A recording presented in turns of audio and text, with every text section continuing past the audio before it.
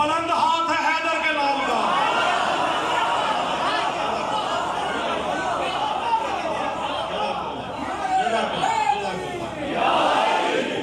कहता है कौन कट गए बाजू फरात पर, अब तक बुलंद हाथ है हैदर के लाल का।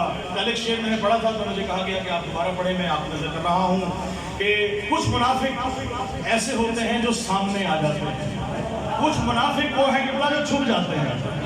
आए छुपे हुए मुनाफिक को तलाश करें।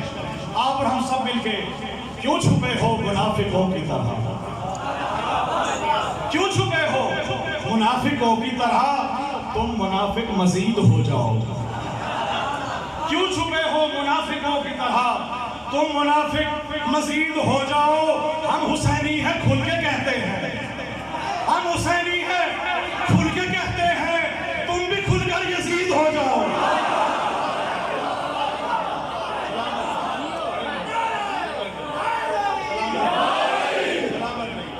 हम हुसैनी है खुल के कहते हैं, तुम भी खुलकर यजीद हो जाओ।